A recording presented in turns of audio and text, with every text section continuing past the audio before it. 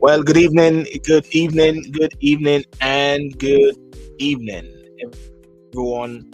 And thank you so much for joining me this evening on the In Review. Let's talk about welcome back, Sylbourne. Welcome back after uh, 2 weeks out of maybe circulation, um, after taking a trip to Jamaica for a while and reconnecting one with one roots.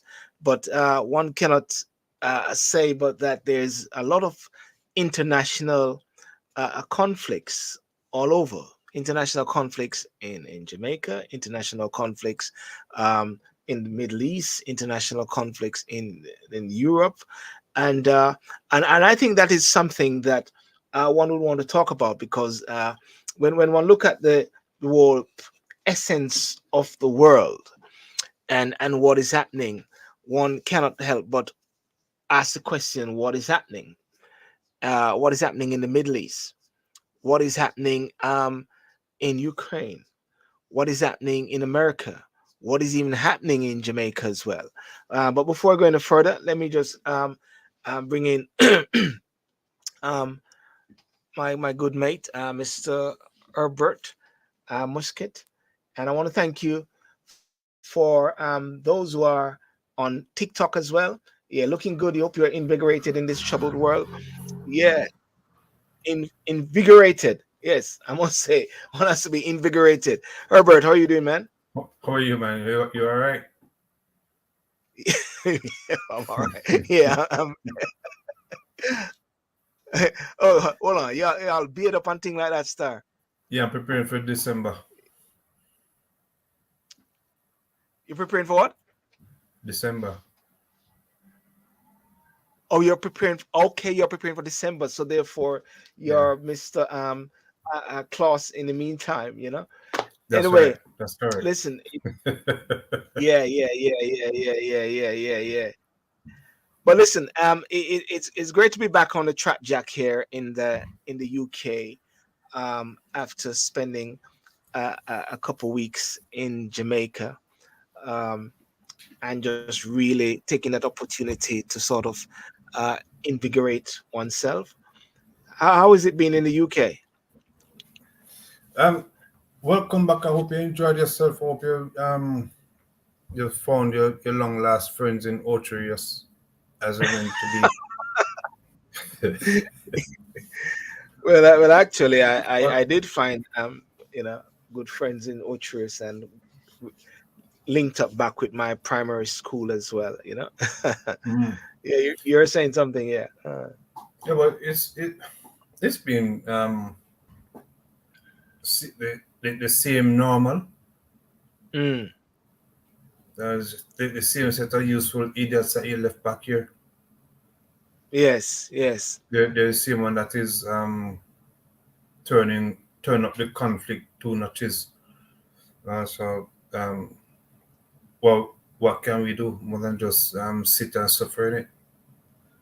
You think it's a situation where one has got to sit and suck it up? Yeah, you either get down with it or you roll over and play dead. Mm, mm. That the I choice is yours. noticed the whole bit like. Sorry, go on.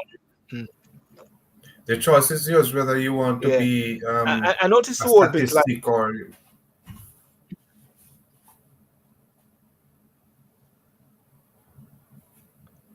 yeah. Go Yeah, ahead. stats. Yeah, being a statistics or that's why I say being a statistics or not. Mm-hmm.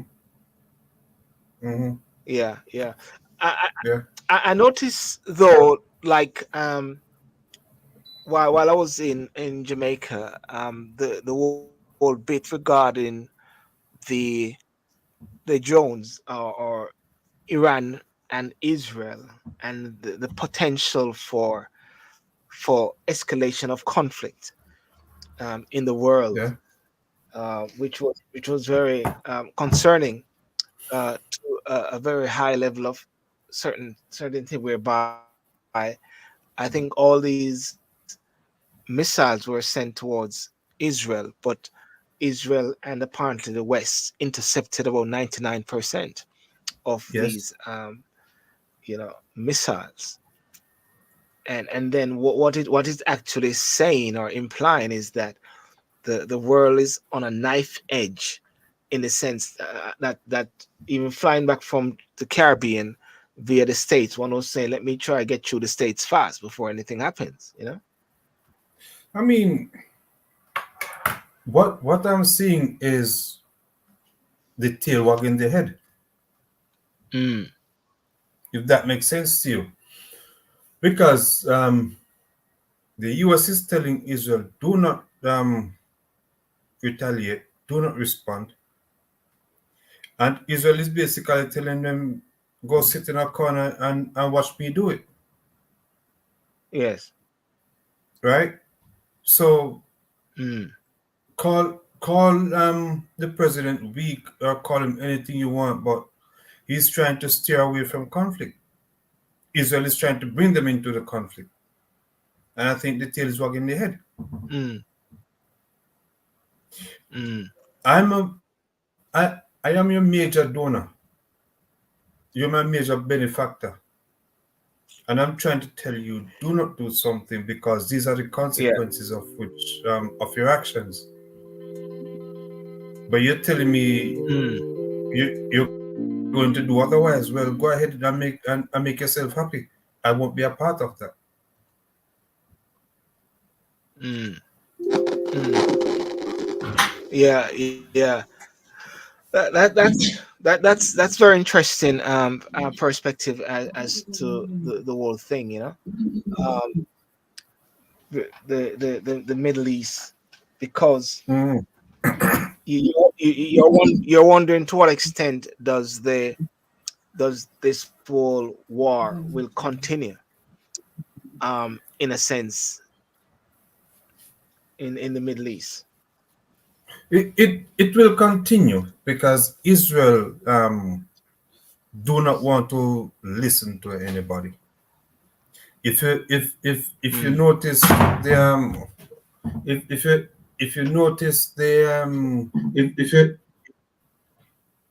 the issue with Hamas and Israel, where there's basically a genocide happening right now, and yeah.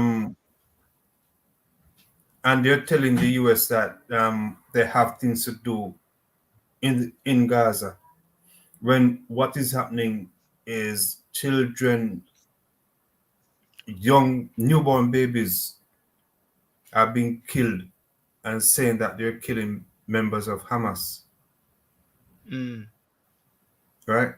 How can a newborn baby strap on um, suicide vest to go bomb Israel? How can someone who is mm, suffering from malnutrition be deemed a danger? How can someone throwing stones be classified a danger with someone using a firearm or grenades? Tell me, because I may not know um, the dangers of using a stone, but I know the danger of using a firearm. we're getting some Okay. some sort of feedback there, right? Yeah. Mm, Yeah, I don't know what's going on. Right? mm, And America is telling Israel, be careful of the civilian casualties that you're creating. But Israel is doing what they want to do. But you're expecting me to give you my money to do everything that I do not want you to do. Something is not right.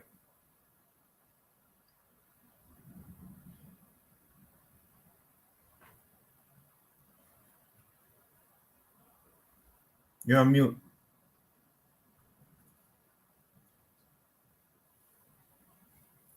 You've muted yourself, Sylbourne.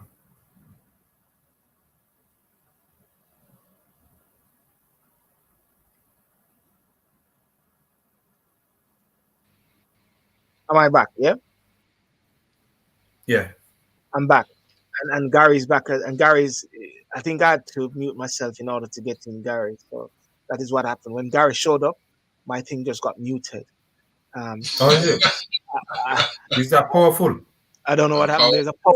There's a power thing right there, you know. Gary, yes, so I tell you about the guango tree.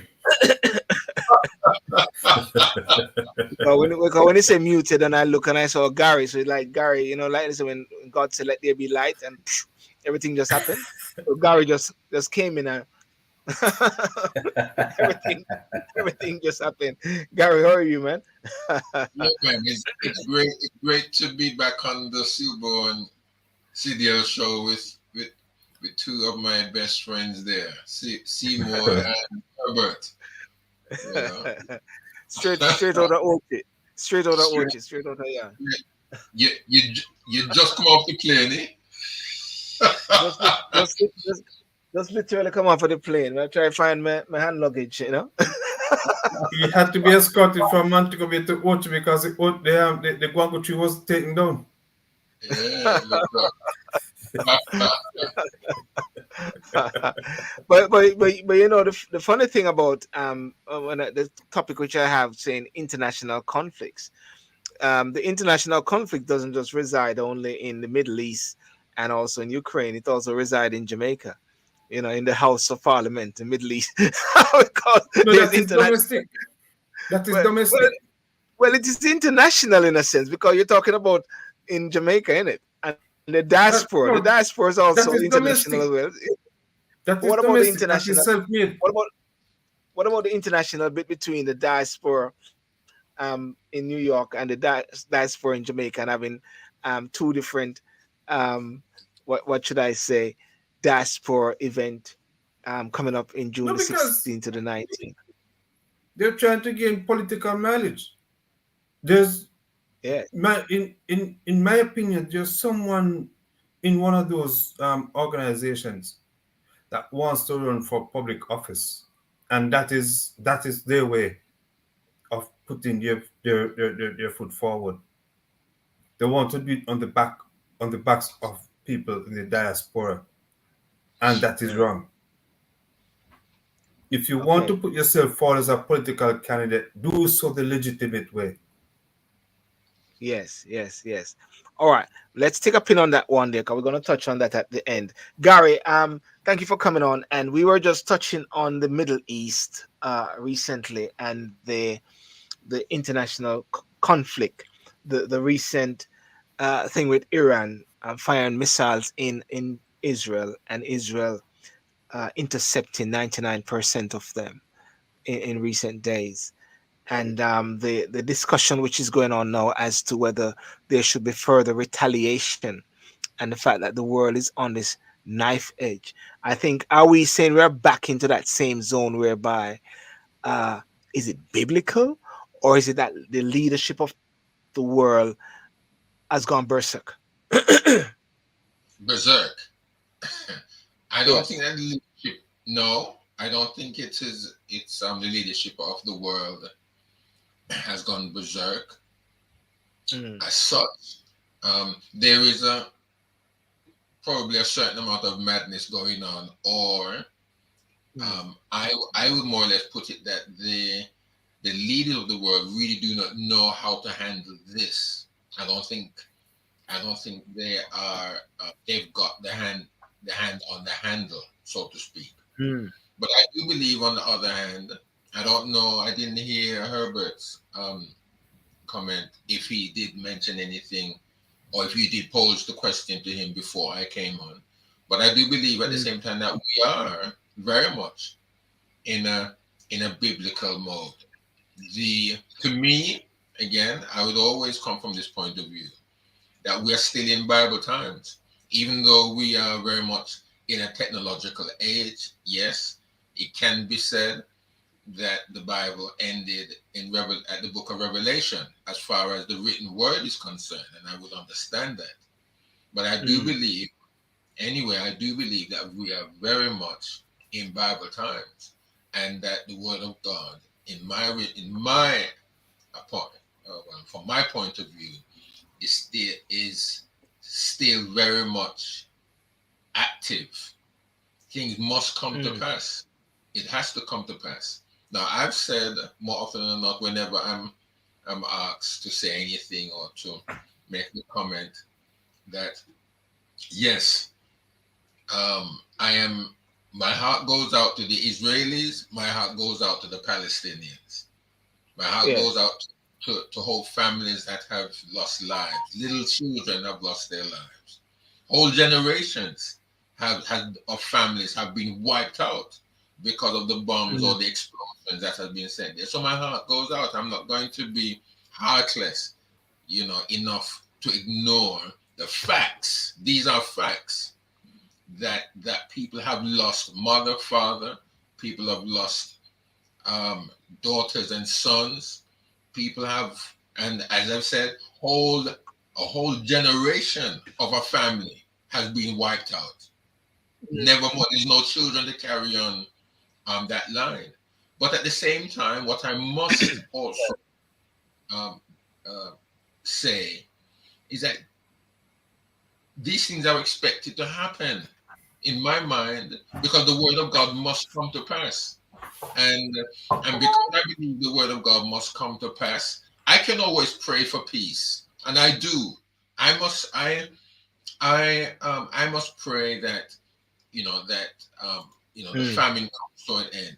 I've got to also pray that things will get better.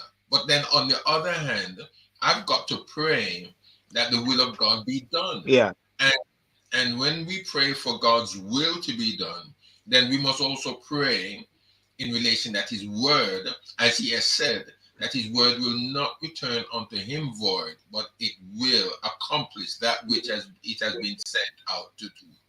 So the things that are happening in Sylbourne, in the Middle East, and in other parts of the world too, is only that the word of God is to come to pass. As sad as it is, devastating as it may be in the lives of families and friends or other peoples, but the word of God has to be accomplished. And so I do believe that we are living very much so in Bible times and in biblical moments. I don't want to take too much of I hear that very clearly. No, I hear you very clearly and loudly. Herbert, what do you say about that there? What Gary said? Well, I agree with Gary, right? Or Gary. There are two things that must be taken into consideration. The legality, the legal way of doing things, the ethical way of doing things. You can be legally right but morally wrong. Right? And if you cannot weigh your options, if you do not see an exit strategy in what you're about to do,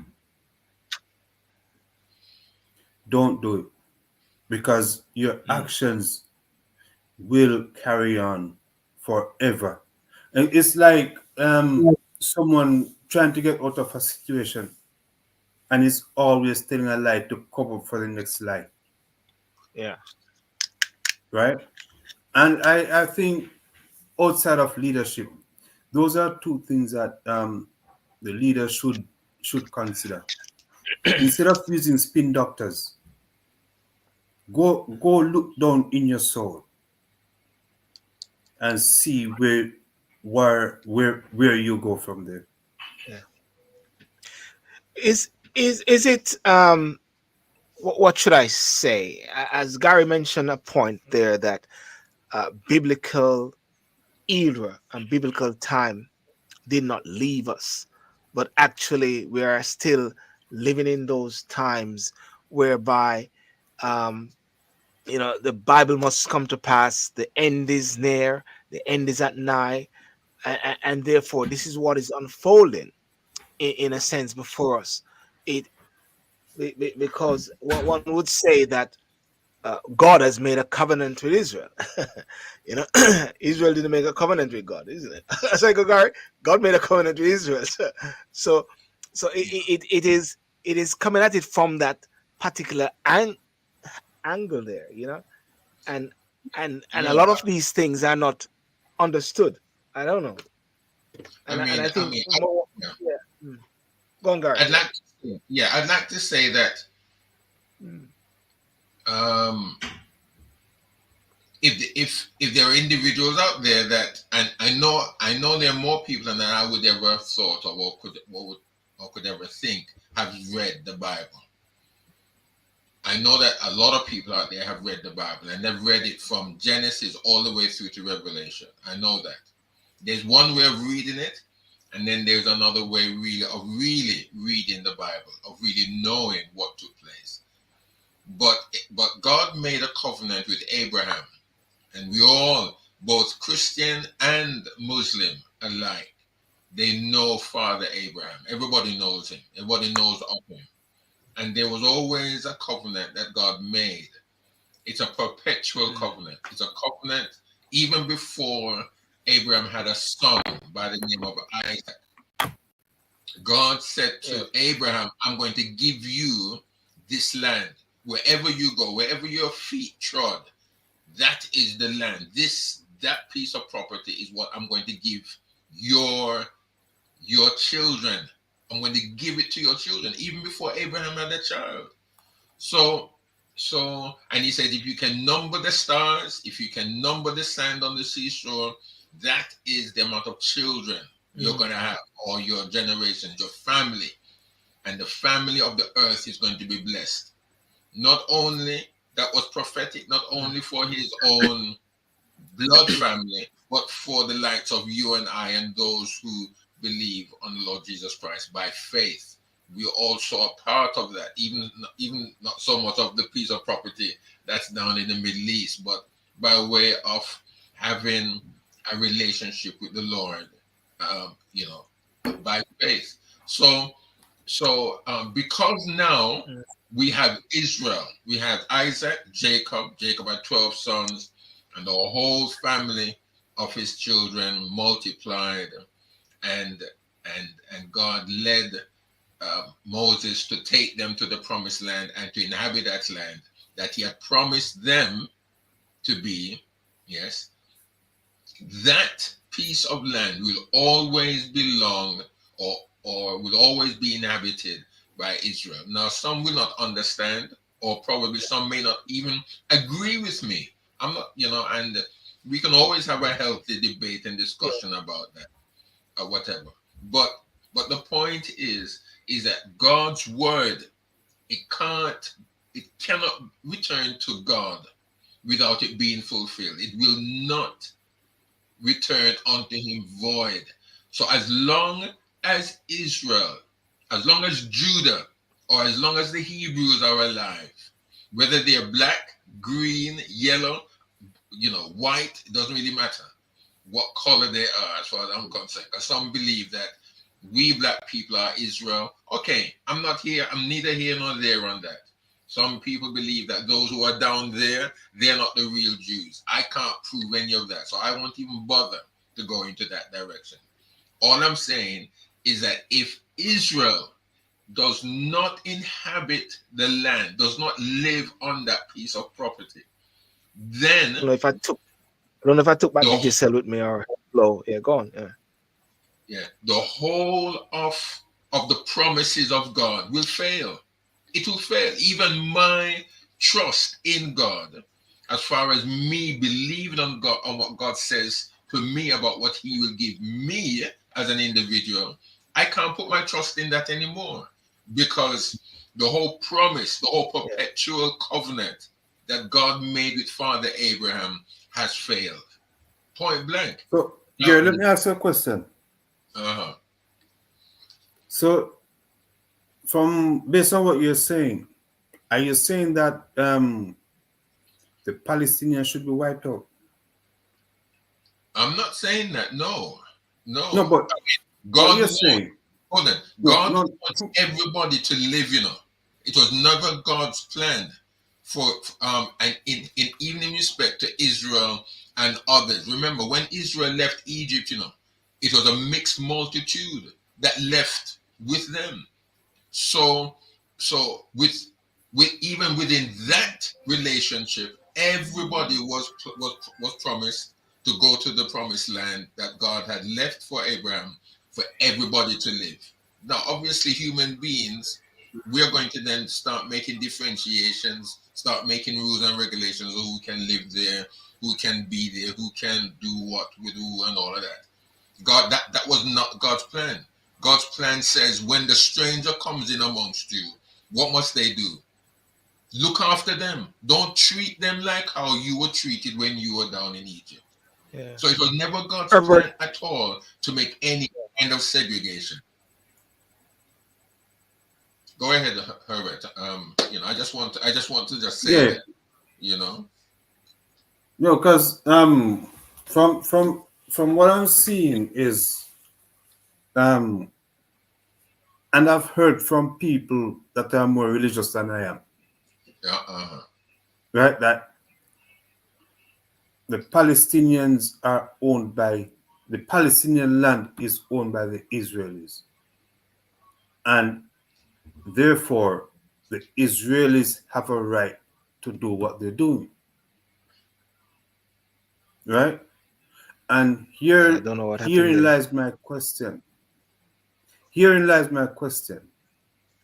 Is it ethical for you to be killing babies born less than 24 hours?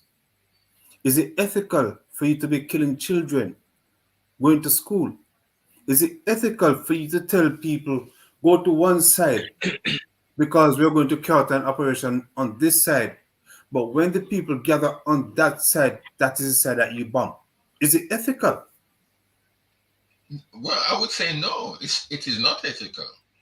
It's not ethical. But at the same time, to me, I would also say, who are we listening to? Because in times of war, I'm sure before the break we had said, and I'm sure it was Sylbourne who had said, in times of war, there's all sorts of propaganda going on. Now, I'm not saying what the Palestinians or what the Israelis have done, because there's propaganda on both sides. As far as I'm concerned, there's propaganda on both sides. What you have said, Herbert, may well have happened. I don't have the facts. I don't have the thing. We can only base our arguments on what we have been told, and what you have said has basically been what has been broadcasted on major news items or news stations to say the Israelis have told these Palestinians to go to the left because we're going to bomb the right, but yet they bomb the left. They bomb the left. Exactly. Or they go to the right and they then start bombing the right. They have done so. But the Palestinians, the Hamas, we can also, I'm sure we can say this, Herbert and Sylbourne, that I'm sure even in times of war, during First World War, Second World War, and all the wars that have ever happened, that there have been infiltrations of enemy lines that have crossed enemy lines, and they have drawn the fire of the opposing forces, even to bomb places that had innocent people in, because that is war. That is act of war. That's when conflict takes place. And yes, innocent, hundreds, thousands of innocent people have died in the First World War, in the Second World War, that had nothing to do with what was going on.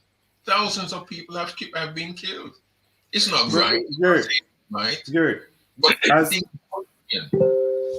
as someone who has been involved in law enforcement, right? If you're going for, if you know your target that you're going for, and when you go for that target, you start to do otherwise, like the Tivoli uprising in 2010, right? A lot of people were killed by this, were were alleged to be killed by the security forces in search of one man. Right. Right?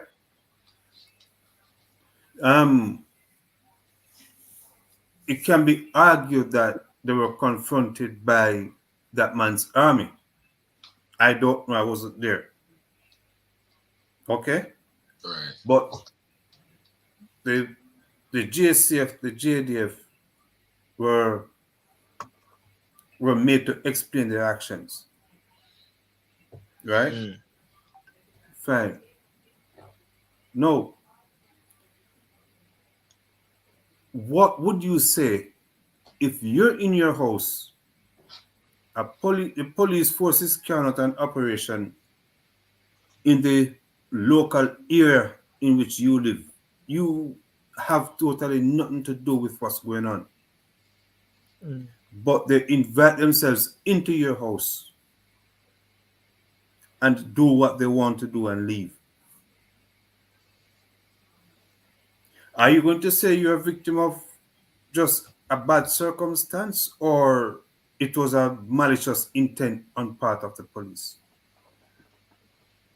I mean, I think if they have, if I'm at home, as you said, if I'm in my house, for instance, if I'm in my house in the West Midlands there, and whatever may be happening in the area, the police come and knock on my door, yes, and they say they believe that there are some individuals in my house. If they have, No, I didn't say they knock on your door, you know. I said they invite themselves in, kick off the door, come inside your house. Yeah, well, they're either going to knock on the door, or they're going to make some noise to say they're coming in, right? If they believe that they have cause to do that, obviously they're going to do it. I'm not going to like it. Who's going to like it? I don't think there's any reasonable individual that's going to sit down and say, okay, I'm going to have a cup of tea. Them kicking off my door, so there's nothing we can do. Obviously, there's nothing I can do, but I'm not going to sit down there and have a cup of tea as if nothing's not happening. I believe that I will want to know what's going on. I won't be happy. But then, and then after that, Herbert, after that, I will have to then find some kind of recourse, because they believe that something or someone is in my house. That's why they're going to come in there, you know. They're not just going to be walking past and kick up the door and walk off as if to say, well, you know, they're going to have some kind of intelligence. Don't you think so, Herbert? Well, according to how things go these days, right? They can get malicious reports from people within your area who doesn't really like you, or think that you're too much, right? That still does not justify their actions. However, however, because of who the police is, they can put a spin on it and say they came in because of gang involvement or drug involvement. But that still does not give them the right to come in, to kill who they want to kill and leave. Okay, I once again, I see where you're coming from, Herbert, and I see where you're coming from, Gary. Someone actually flagged up this question, and it says, so why cover evil then? Why cover for evil then? Okay, evil begets evil, in a sense. You know, you had the attack by Hamas initially, and then you had a retaliation by Israel, and it keep going back and forth to a certain extent. The question is, when will it stop? And then also the other issue is that in light of what is happening even with Iran, and if it escalates, when does it stop? Or is it saying that this is the end of the end? You know what I'm trying to say? When this whole thing happens, you know, the question is, when will it stop? How do you just how can anything be justified? Remember, yeah, in 2001, after 9/11, President Bush wanted to invade Iraq because it was said that Iraq was beneficial or was one of the masterminds in 9/11, right? There was no evidence to suggest that. There's a gentleman, may his soul rest in peace, General Powell. He asked the president, he was the Secretary of State, you're going into Iraq, do you have an exit strategy? And up until this day, that question has not been answered. Right? So we are now 20 something years later, 23 years later, Iran and Israel. Israel wiped out a couple of the Iranian generals in Syria. Iran responded. The US is saying to Israel, do not respond. If you respond, this is what's going to happen to you. But Israel is telling America, go sit in a corner and look at me do it. Or to say the choice of any retaliation also is left to us. Yes, but how can I be your major your major donor? And I'm saying to you, don't do it. Right? If they take the low road, go on the high road. Yeah. And you're telling me it's my prerogative. Let me mind my own business, you mind yours. Yes. But you still want my money. You see, it's a difficult one, Herbert. I hear what you're saying. It's a difficult one. It's a very difficult one. Israel has always been, it would seem, on the back foot of political negotiations and such. There's nothing at all, and the little research that I have done in regards to Israel is small and minute. I'm not an expert on this, but the little that I have found out and heard and read is that anything Israel does is never right. Israel is never on the right side of history. Israel is always on the wrong side. If it was any other country like Israel, you imagine this here United Kingdom. If Iran sent 300 missiles, including hypersonic, ballistic drones, heading towards the UK, ballistic affair. What would you expect the UK to do? Was anybody killed? No. What? No, hold on. What would you expect England, the British I think government? What would we? Okay, I'm not putting it on you. I'm just saying, what would we? What would the citizens of the United Kingdom expect the country to do? One, and when that has finished, what would you then expect the government after the Cobra committee has met, and the Prime Minister, whoever the Prime Minister is or was, comes before the cameras of the United, BBC, ITV, Channel 4, and all the other cameras of the world? What would you expect the response of the country, of the UK, to be like? And my question is, what is that? My question is, was anyone killed as a result of the drones that were sent in? It's not a matter of being killed, because we may have the United States, we may have Europe, we may have everybody, as Jordan. Hold on, as Israel did with the Saudis, with Jordan, with US, with the UK coming and helping. So really, let's say 99.99% of the missiles did not hit Israel. So I understand that, Herbert. I'm accepting. I'm accepting your question. You have a valid question there to be answered, and there's nothing wrong with that.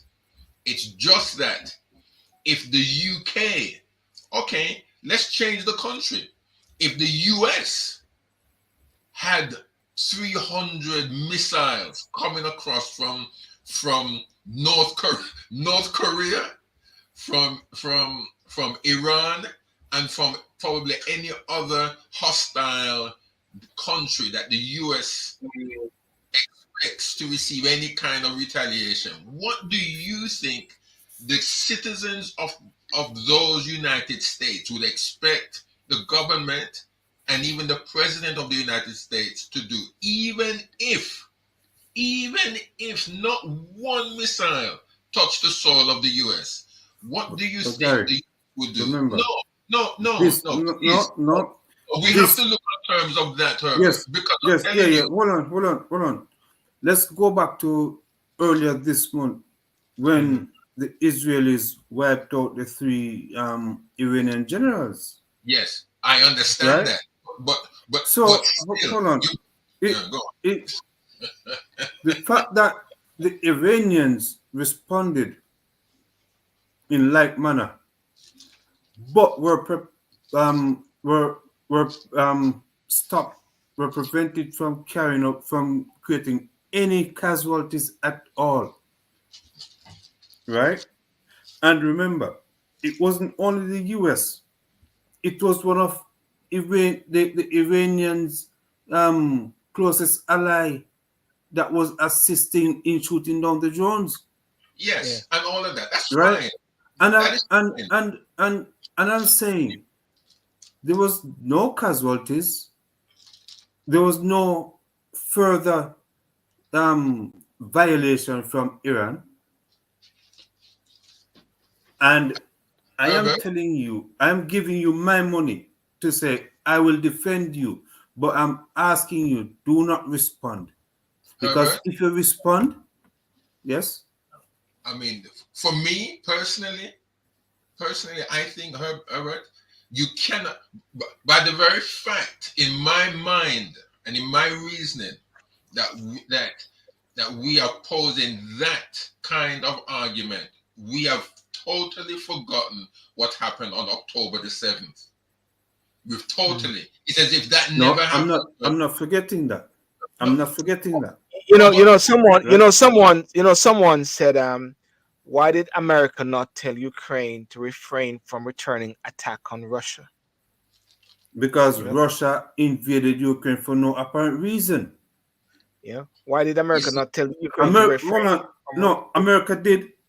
America told them last week, do not attack the Russian infrastructure, the oil and their gas. Do not attack those. America told them. Right? But my question is, how is it fair for you to be killing my people? Your hospitals, you're bombing that. Schools, my energy infrastructure, you're taking it out. And when the Ukrainians respond likewise, you're calling it a terrorist attack. Yeah. All right. Well, listen. Go on, Gary. We want to wrap on this one. Go on, Gary. I know you want to wrap up on this, yeah. But I'm saying here, Herbert, Sylbourne, myself, Gary, there's millions of people of our age group that are living today. Very few of the previous generation, I would think, is alive. They know what war is. We've never experienced war. We have never experienced devastation.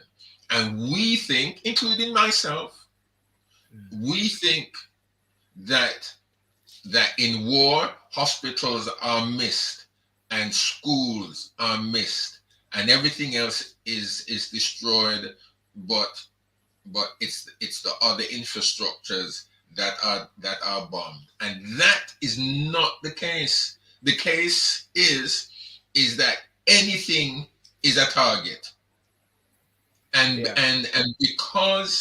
because war is war, right? There are no okay. There may be rules of engagement. You know this, Herbert. I mean, you probably studied all of that. I haven't looked at it. I haven't studied it. I don't know what it is because you are dealing in you're I would say you're an expert in these areas and you know more Not yet. these things. But there is rules of engagement. Every Yes. war there are rules, you know, of what armies and of what air forces and all of these can do in the engagement of war.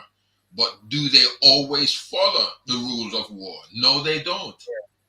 Just like what you have said, Sylbourne. Hold on, Sylbourne. I know you want to move on, but you touched a very good subject here.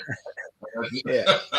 but just like how somebody, I think it was you, Herbert, that did say, I don't know if it was you or Sylbourne, that did say that that the U.S. told Ukraine, don't touch certain things, don't touch certain infrastructures In Russia. in Russia. Yes. Don't touch them. Rules. I believe somehow that they were probably referring that we don't know of really, but they may have been referring to some aspect of the rule of war. What to touch and what not to touch. Be careful, don't do this. Be careful, Yeah. don't do that. Or you could be drawn up in the human rights courts and all of these things because it's a war crime. That's why they have war crimes. That's why Yes. countries are brought before the judges and such.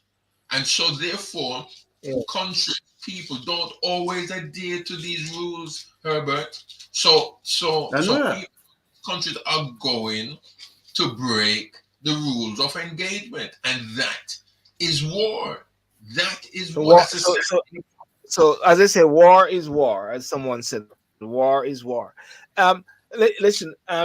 It's coming up to 9 o'clock, coming up to 10 o'clock, and I just had wanted to touch on one particular because Gary, you might not be here on Saturday night, but when I was in Jamaica, I attended the launch of the Jamaica Diaspora Conference, which is due to be held on the 16th of the 19th of June in sunny Montego Bay, and with some very key points which was set out there for.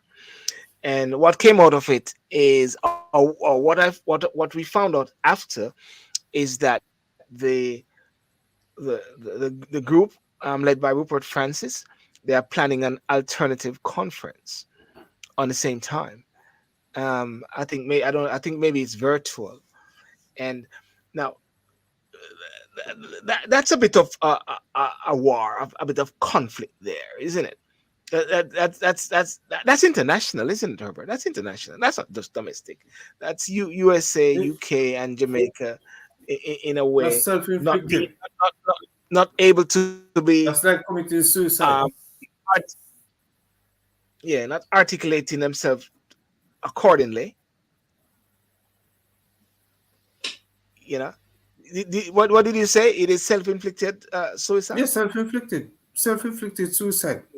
Because Mm, I cannot see, we are all Jamaicans living in different parts of the world, mm, right?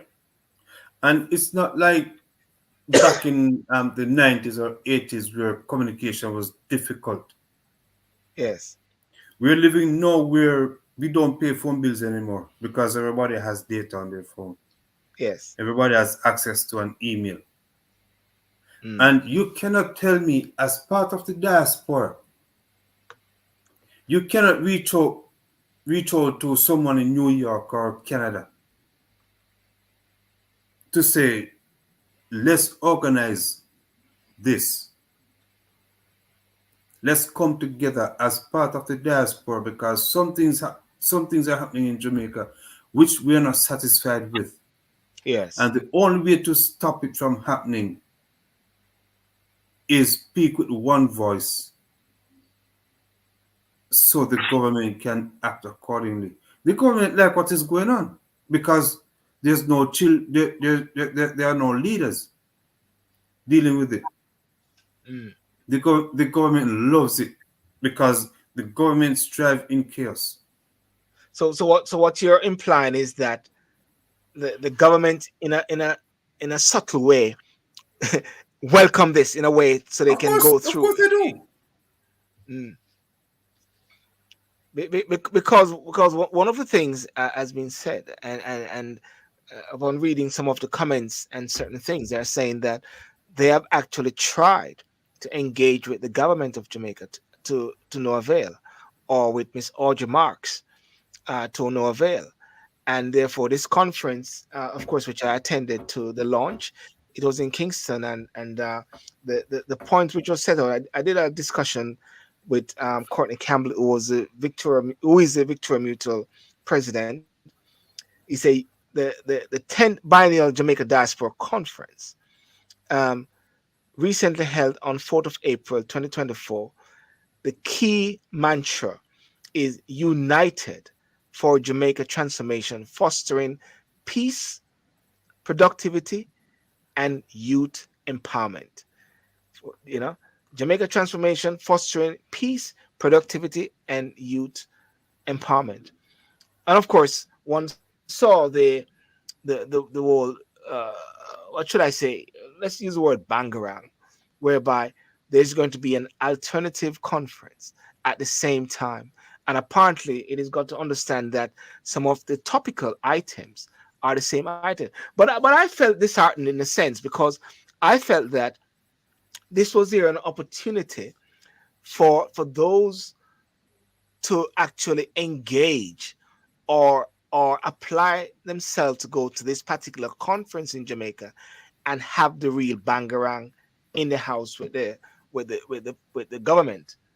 You know, I think it's very unfortunate, and I think it's unfortunate, very very difficult. But as you rightly say, it is shooting your own foot. Gary, Yes. Well, I guess you Gary, we go know ahead. what you're gonna say already. Let me hear what Herbert have to say. No, I've said it. It's a crying shame that we're going back to what our forefathers were doing, fighting amongst Mm, ourselves. mm, That's basically what it is. mm. Yeah, I mean, I think you see, are these organizations that have been started, that has been in operation for how many years now? How many years has the diaspora organization been on? It was initiated and created in 2004. Okay, since 2004 till 2024. Are these just talking shops? Are they just a place where people gather together and just talk? Because if that's the case, that's all it's accomplished what it's about, what it was set up to do. It's been Talk. set up to talk. Mm, mm, But then nothing really happens after that. Nothing is really taking place. They say they want the involvement of the diaspora. That's the government, because that's a way of bringing let's say the Jamaicans from overseas, bringing them to have a dialogue with the government. Isn't that so, Sylbourne? Bring them yes. in so as to talk, to share, and to involve them with Mm, the way how Jamaica develops. But but yes. but are they really taking stock? Now, I'm gonna try and be a part of the talk and sip on Saturday. But if Mm, I'm not there, Sylbourne, the point that I want to bring across is this: that we had a conversation still while you were still in Jamaica, and if I yes. could, I can just whet the appetite of those who are listening now to be a part of the conversation on Saturday. It Yes. was said more or less, and we more or less found, well, more or less, it's not that we found out. I think it more confirmed, sadly, what we have been saying and believe Mm, is that what is happening in Jamaica, right, is going according to their plan, because the people who are in Jamaica have no idea of what's really happening there, because the people that be, they may be talking to us, declaring some information that is to get us to respond. But yet when we do respond, because when it takes no effect on them, because those in Jamaica who live there don't know what is being said to the diaspora outside of Jamaica, the powers that be don't respond, because it's not going to happen. For instance, just for an example, even with what we have discussed here in recent months in regards to the Jamaica becoming a republic, having a presidential style of leadership. Now, how many people in Jamaica know about that? What really, how much information has really been given? Now, I'm not expecting Sylbourne to say much now, because obviously he would say a little bit more on Saturday. But I do suspect that nothing has been shared home, and the people and the people at home, they don't. They would be probably a little surprised to know that, because when Sylbourne had been running up and down England here like a bat out of hell, planning meetings, all right, and doing what he has done, he is the one. He is in the right place to say what he's done, and yet nothing is going to happen because the people who should know don't know. Well, and that is why I said the government knows what is going on, because there's no one to hold them accountable. Exactly. Right? Not there, anyway, not there. Outside of the other political party in Jamaica, the opposition, right? There's no one providing an oversight to the administration. No one holding them responsible. And from all intents and purposes, I can only think that they're talking to someone behind the scenes, say, "Yeah, go do this, go do that, go do that," because that is how they survive. That's how they will strive. They understand that people in the diaspora are more learned, are more educated than when we were in Jamaica, and we're the only ones that can hold them responsible. So what you're implying then is the confusion, the manifest confusion in a way works and play right into the hands of the powers that be in Jamaica. Yes. Is it a bit similar to when you have the confusion regarding who win the election or not win the election? It plays right into the hands of the government. Correct. You know, I was speaking to Mr. Ronnie Twait, and I asked the question as to when that whole thing was happening, that whole facade was happening as to who win, who not win. Of course, when I was in Jamaica, I still asked the question to some people, by the way, who won that election? And them laugh and say, well, let's not go there. You know what I mean? Because it seemed like there's a lack of effective senior voices, senior stalwarts that can calm the waters. That is what came out there when I was talking to Mr. Twait. Senior voices that can calm the waters. And when you say something to the extent that the diaspora is deemed to be a talking shop, that is something which has been seen over the years as a talking shop. Because I got few people send message to me and say, "What is this about? Is it a talking shop?" I said, "I don't know what I should say to you because you already said it. Your mind is already made up to say it's a talking shop."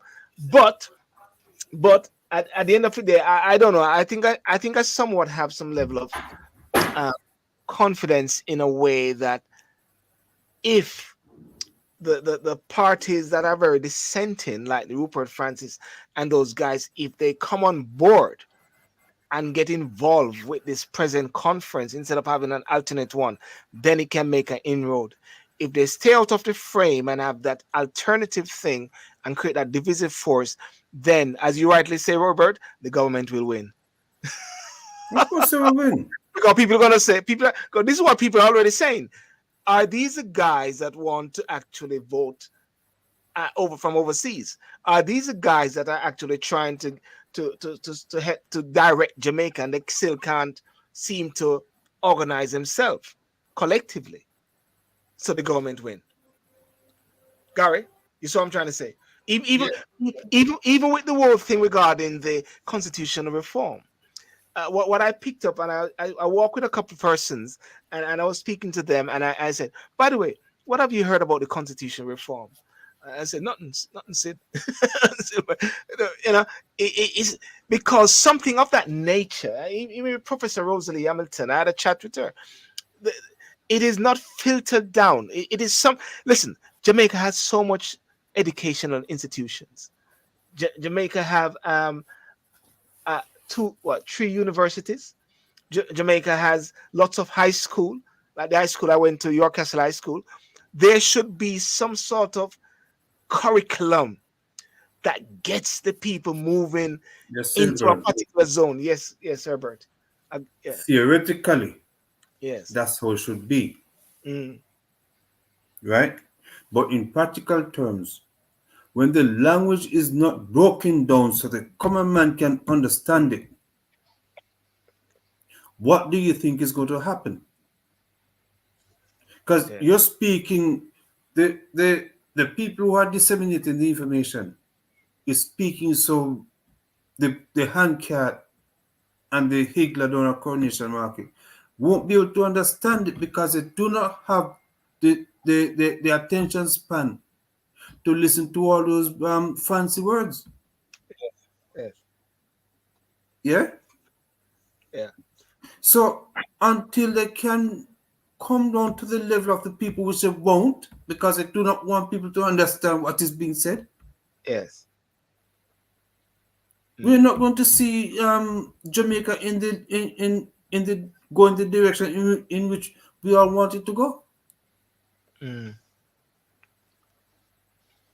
Yeah. Well, it is very clear, though, Gary and Herbert. It is very clear that there is a need for social discourse. There is a need for discussion.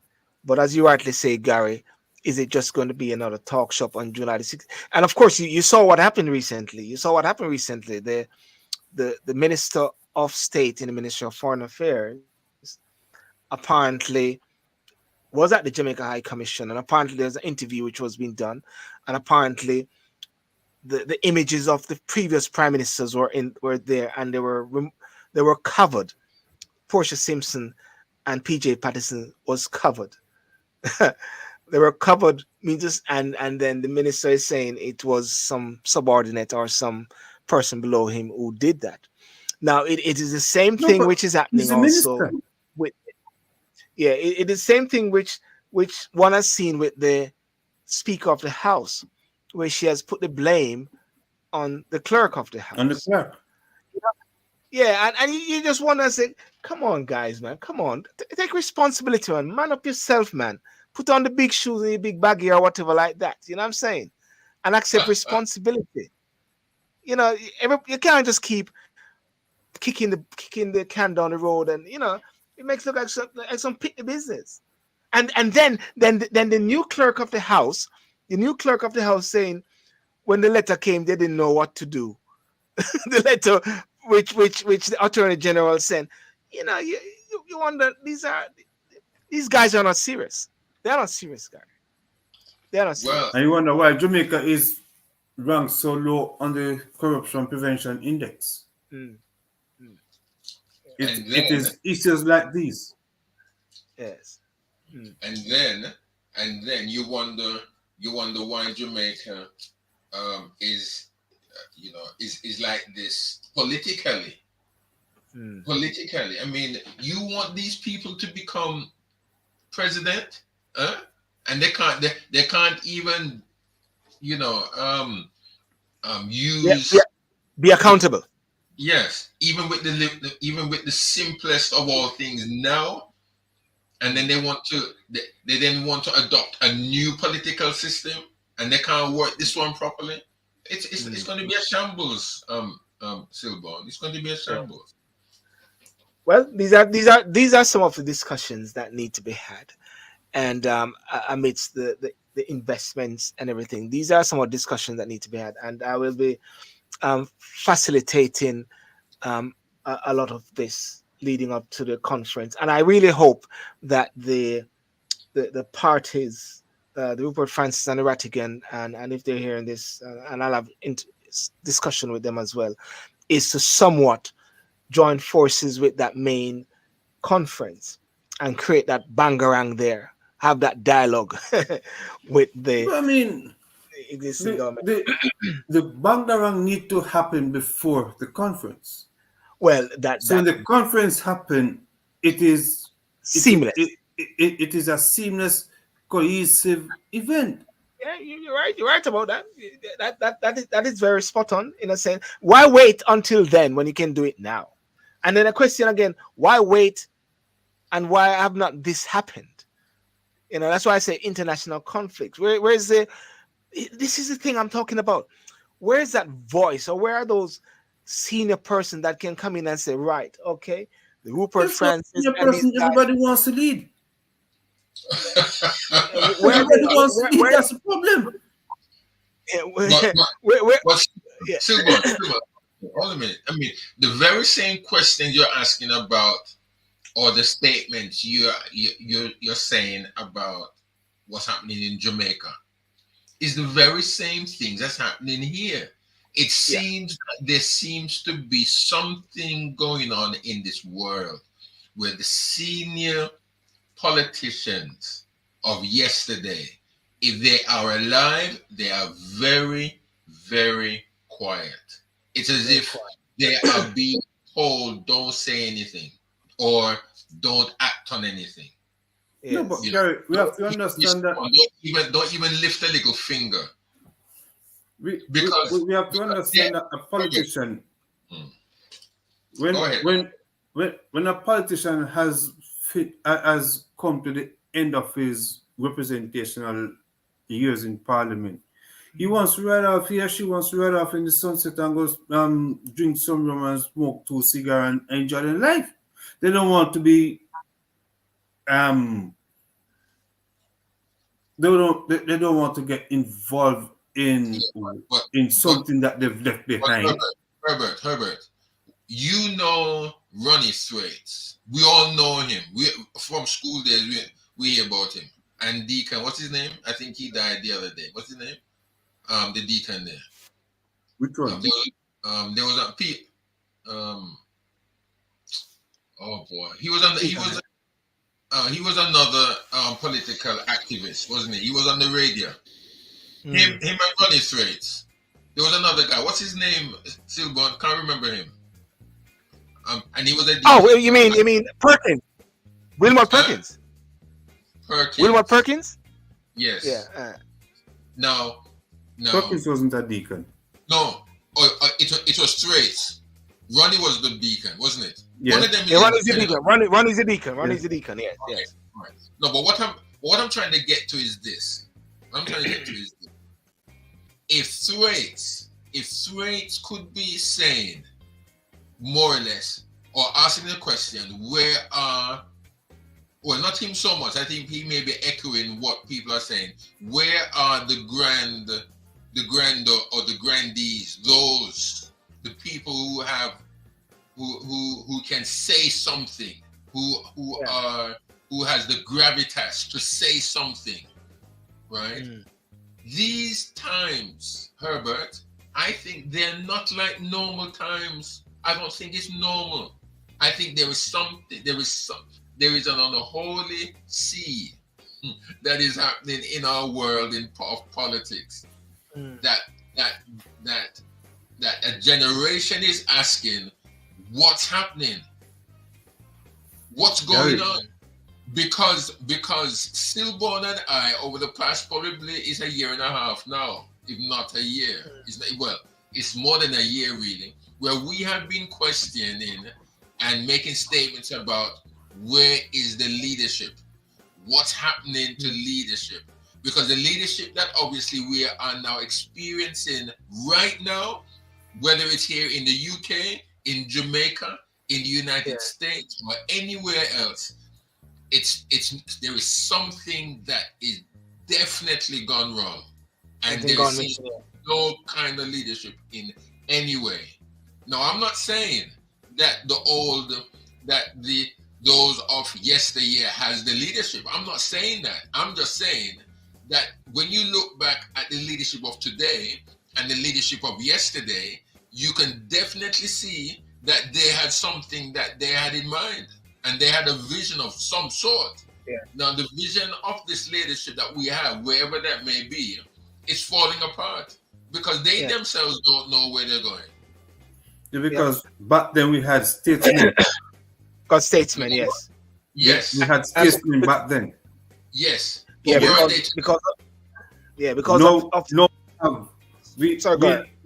people who are calling themselves leaders who does not fit the profile of a leader, but they want people to follow them. Right? Okay. And when you see that happen, if the blind lead the blind, someone is bound to fall in a hole. All right. That is what is happening. Blind leading the blind. Stevie Wonder leading Ray Charles. Well, that's what it is. Yeah. Well. You know, definitely. We wrap up on that on this point here as much as possible, but it's something that's got to be followed through, because without a doubt, I know Neil said it as well. We've been talking about this, that there's a clear need for strong and effective leadership, either way. And when these vacuum, I won't even go into some things that I'd wanted to say a while ago, but whenever there are these vacuums of effective leadership, you know, then people just leave it. People just cast off restraints and just say, can't bother with them guys. And then they take advantage of it. As you rightly say, Herbert, they win. Because there's confusion on the ground. There's confusion on the ground and so like that, you know. But anyway, guys, listen, Gary, serious discussion, and I'm glad that we touched on these discussions here, especially with the Middle East. I think it is very important as to what is happening in the world. You know, is it biblical era? I mean, I was looking at something earlier tonight, and when I read it, it said, you think it's a Bible. It says, cross-fighting between Israel forces and the Lebanese group Hezbollah intensified in recent days, raising fears of a further escalation. You know, Hezbollah claimed it was a response to strikes that the Israeli military said killed 2 commanders. That's Bible days, isn't it? That's actually today. So it is some reality there which we have to face in this time, you know. So, ladies and I've been having, I don't know Gary and Herbert, if I took back Digicel from Jamaica or so, because my thing keep cutting out. I don't know if I took back Digicel or Flow from Jamaica, affecting my Wi-Fi, you know. Keep cutting out sometimes, you know. You just lost your touch. You know, and you know, so I don't know what happened there, but nevertheless, I'm getting back onto the frame of things, you know. So, ladies and gentlemen, I want to thank you so much for joining tonight, and those on TikTok, those on Facebook, those on Instagram, and those on YouTube. Remember to like and share, and invite you to join us Saturday night on Talk and Sip, and please do come on, and and Gary, we look forward to Saturday night as well. We don't know what the topic is going to be, but what I like is going to be governance.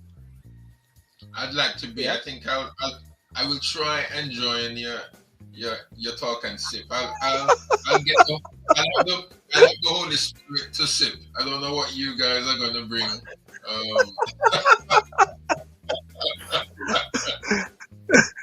Herbert, you do not have to comment. Just let you know, Herbert. I'm just guiding you there that you do not have to comment. That was just a guide. That was a guide statement I gave you. You do not have to comment.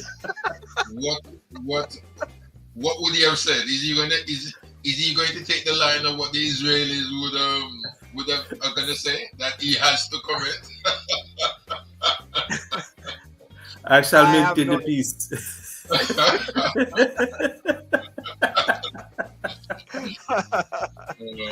All right, guys. Well, listen. Take care of yourself. Yeah.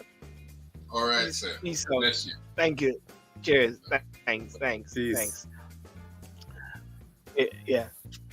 Okay. Well, ladies and gentlemen, I want to thank you so much for joining me this Saturday. This not this Saturday night. This Thursday night.